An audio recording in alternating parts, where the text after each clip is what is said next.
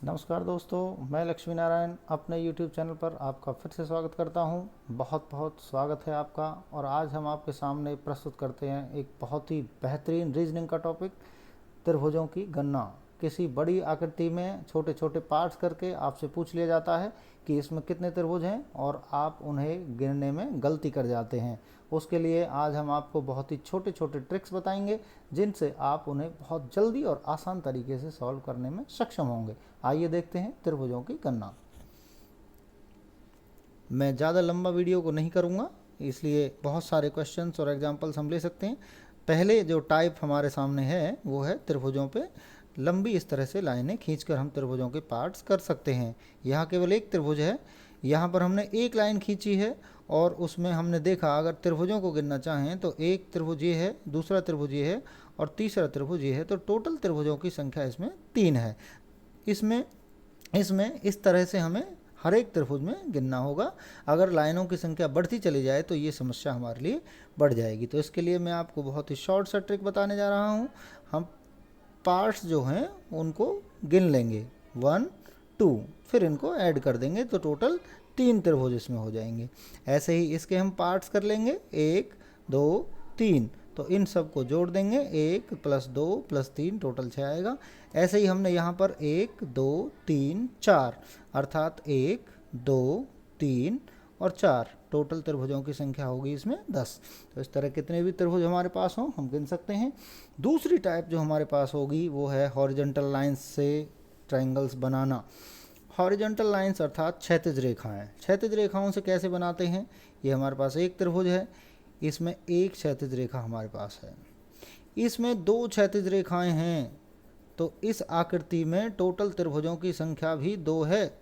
इसमें क्षैतिज रेखाएं कितनी हैं? 1 2 और ये 3, 1 2 और ये 3, तो टोटल ट्रायंगल्स भी इसमें टोटल 3 हैं। इसका मतलब जितनी क्षैतिज रेखाएं उतने ही त्रिभुजों की संख्या। एक एग्जांपल और लेते हैं, 1 2 3 4, और मैं यहाँ भी एक लाइन और लगा देता हूँ, ठीक है। तो यहाँ पर 1 5वां नंबर मैं इसको दे रहा हूँ।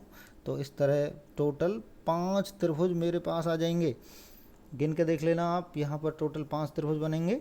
तो जितनी क्षैतिज रेखाएं उतने ही त्रिभुजों की संख्या होती है। अब थोड़े से और कॉम्प्लिकेटेड क्वेश्चंस की तरफ चलते हैं जो हमें थोड़े से और समय कंज्यूम करते हैं। यहाँ पर देखेंगे आप कि ये एक हमारे पास त्रिभुज है, इसमें हम खड़ी लाइनें भी हैं और हॉरिजॉन्टल लाइंस भी हैं। तो इसमें हम पहले बेस को डिवाइड कर लेते हैं, 1 2 3 और 4। अगर इस बेस पर मैं देखूं तो टोटल त्रिभुजों की जो संख्या है 1 2 3 4 पार्ट करने पर टोटल त्रिभुज आते हैं 10। ऐसे ही यहाँ पर अगर मैं पार्ट कर लेता हूँ तो यहाँ पर त्रिभुजों की संख्या आएगी 10। ऐसे ही 1 2 3 4, तो यहाँ भी 10, इधर भी 10 और यहाँ भी 10, तो टोटल हो गए ये 50 त्रिभुज हो गए हैं। दोस्तों आगे हम देखते हैं कि यहाँ पर अगर त्रिभुजों की संख्या थी 10 तो क्षैतिज रेखाएं कितनी थी? 5। तो इस तरह भी हम त्रिभुजों की संख्या का पता लगा सकते हैं। अगला है क्वेश्चन, इसमें पूरी लंबी लाइन नहीं है, छोटी छोटी लाइनों के द्वारा त्रिभुजों को पार्ट्स में बांट दिया गया है। यहाँ पर आप देखेंगे कि त्रिभुज जो है 1 2 3 और 4, तो यहाँ त्रिभुज 10 हमारे पास हैं। यहाँ 1 2 3, तो यहाँ हमारे पास 6 त्रिभुज बनेंगे। और ये जो एफ जी नाम का आधार है, यहाँ पर भी 1 2 3 और 6 त्रिभुज हमारे सामने आएंगे। तो इस तरह टोटल त्रिभुजों की जो संख्या होगी वो 6 + 6 + 10, टोटल 16 त्रिभुज हमारे पास, टोटल 22 त्रिभुज हमारे पास हो जाएंगे। 10 और 12 22 त्रिभुज हमारे सामने आ जाएंगे। अब दूसरे प्रकार की हमारे सामने जो समस्याएं आ सकती हैं वो ये आपको देखने को मिलेंगी। यहाँ देखिए इस तरह के त्रिभुज भी आपको देखने को मिल सकते हैं। त्रिभुज के अंदर त्रिभुज, इस त्रिभुज के अंदर एक त्रिभुज है। यहाँ पर हम देखेंगे कि 1 2 3 और 4, टोटल त्रिभुजों की संख्या अंदर वाले 4 और एक बड़ा बाहर वाला त्रिभुज है, तो टोटल हो जाएगी 5। त्रिभुज कितने बन गए? 5। ऐसे यहाँ पर एक बड़ा त्रिभुज है, ये रहा, अंदर एक त्रिभुज ये रहा, इसने भी अंदर के 4 पार्ट कर दिए थे, तो वहाँ से 4। फिर इसके अंदर एक त्रिभुज और है, तो इसने भी इस त्रिभुज के अंदर 4 पार्ट कर दिए थे, तो 4। तो टोटल इस तरह से 9 त्रिभुज हमारे सामने होते हैं। यहाँ पर हम देखेंगे कि एक ये ट्रिक आपकी समझ में आ गया होगा कि एक बार बड़े त्रिभुज की संख्या गिन लेनी है, वो टोटल 1 होता है। उसके बाद अंदर जो ट्रायंगल्स हैं, जितने ट्रायंगल्स बनते चले जाएंगे अंदर, आप उनकी जगह 4 ऐड करते चले जाएंगे। एक ट्रायंगल ये है तो 4, फिर दूसरा ट्रायंगल ये है तो 4, फिर तीसरा ट्रायंगल ये है तो 4। इस तरह से यहाँ पर 13 ट्रायंगल आपके सामने नज़र आ रहे हैं। आप गिन कर देख लेना दोस्तों। अब यहाँ पर दूसरी टाइप है, ये आपके लिए मैं क्वेश्चन डाल रहा हूँ कि जल्दी से सॉल्व करके मुझे बताएं कि कितने ट्रायंगल्स इसमें होते बने हुए हैं। जल्दी कमेंट बॉक्स में आंसर दें दोस्तों, फटाफट। जी हाँ, जी हाँ, जी। अब देखिए मैं आपको बताता हूँ, आप अपना उत्तर मैच कर सकते हैं। यहाँ पर एक बड़ा ट्रायंगल है और फिर उसके अंदर हमने एक ट्रायंगल बताया है, वो 4 पार्ट्स इसके करेगा। अब दोस्तों ये जो लाइन है, ये ट्रायंगल मैंने पहले गिन लिया है। इसको गिनने के बाद अब इस लाइन ने 2 नए ट्रायंगल बना दिए हैं, एक ये और एक ये। ऐसे ही यहाँ पर 2 नए, ऐसे ही यहाँ पर 2 नए, तो 2 + 2 + 2 6 ट्रायंगल और हो जाते हैं। इसमें 11 ट्रायंगल्स हैं। ये आपके लिए होमवर्क है दोस्तों। क्वेश्चन नंबर 2, 1 मैंने सॉल्व कर दिया है, 2 आप सॉल्व करके बताएंगे कि इसमें कितने ट्रायंगल्स बने हुए हैं। आप मुझे कमेंट बॉक्स में रिप्लाई करके बताएंगे कि इसमें कितने क्वेश्चंस, कितने ट्रायंगल्स हैं। मैं आपका आंसर बता दूंगा। दूसरा एक टाइप मैं आपको करा देता हूँ। यहाँ पर देखिएगा, यहाँ पर कितने ट्रायंगल्स हैं। यहाँ पर हैं 1 2 3 4 5 6 7 8 9। दोस्तों 9 ट्रायंगल्स तो अंदर बने हुए हैं। फिर एक बड़ा ट्रायंगल भी है, एक बड़ा ट्रायंगल भी है।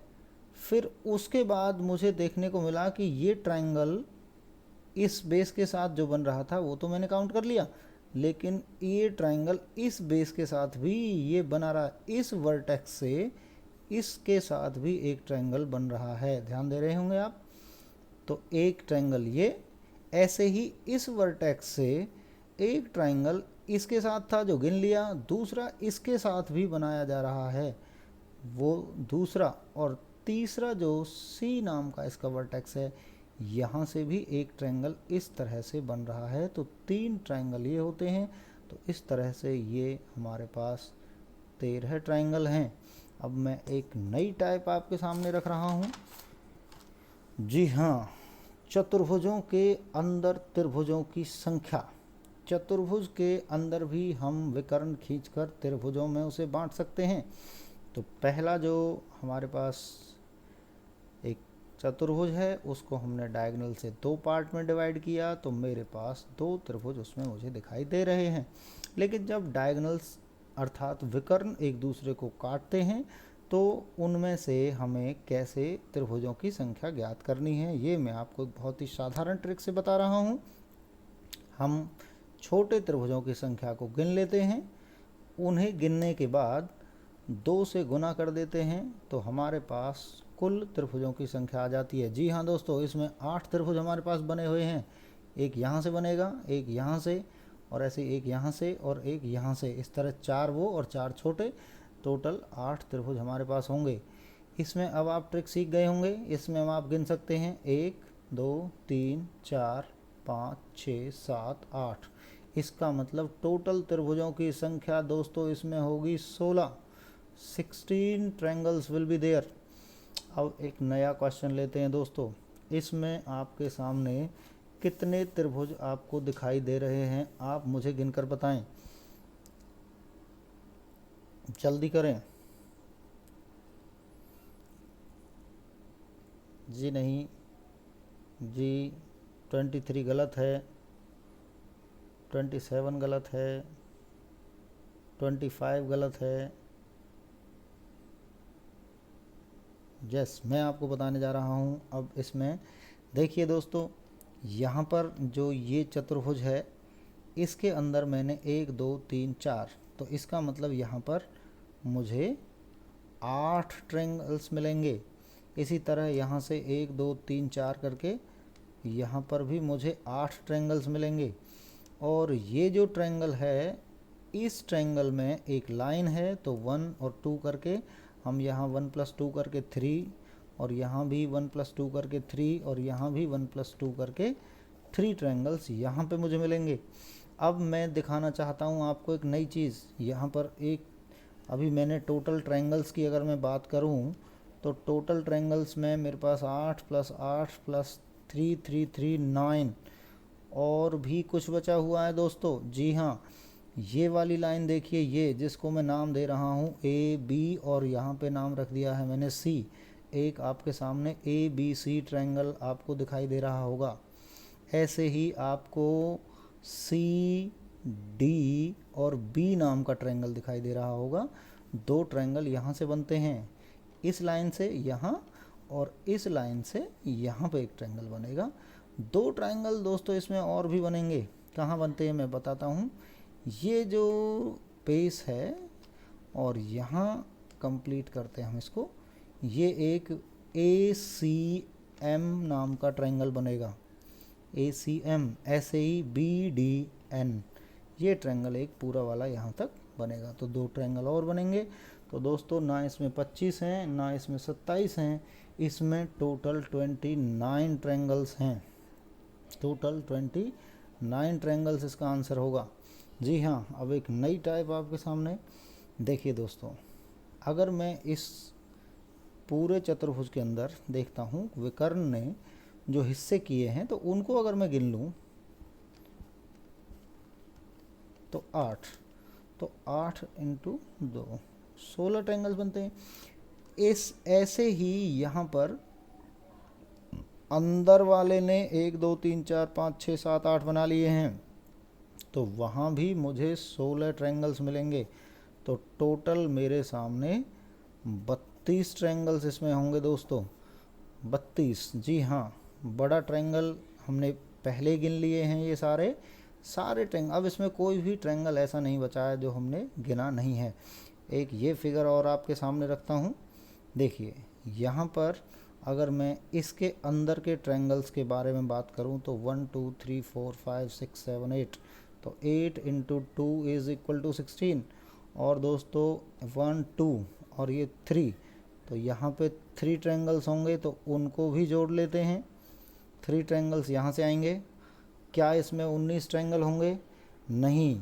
एक देखिए, यहाँ पे ये वाली लाइन अगर आगे तक लाई जाए तो यहाँ एक ट्रायंगल बनाती है, और इसी तरह इधर एक ट्रायंगल बनाती है। तो यहाँ 2 ट्रायंगल और यहाँ पे बनाए जाएंगे, तो टोटल ट्रायंगल होंगे इसमें 21। जी हाँ, 21 ट्रायंगल। 16, 3 और 2, 19 और 2 21। इस तरह से आपके किसी भी, आप इसका स्क्रीनशॉट लेना चाहते हैं तो मैं एक बार इसको स्क्रीनशॉट के लिए आपको दिखा रहा हूँ। ये पेज, पहला पेज है, इसका आप स्क्रीनशॉट ले सकते हैं। ये दूसरा पेज है जिसमें चौथी टाइप तक आ गया है, इसका आप स्क्रीनशॉट ले सकते हैं। और ये आपका एक पेज और मैंने बनाया है, यहाँ इसका आप स्क्रीनशॉट ले सकते हैं। और उम्मीद है दोस्तों आपको वीडियो पसंद आई होगी और निस्संदेह आपके लिए फ़ायदेमंद होगी, और आप इसे शेयर और सब्सक्राइब करना ना भूलें। धन्यवाद।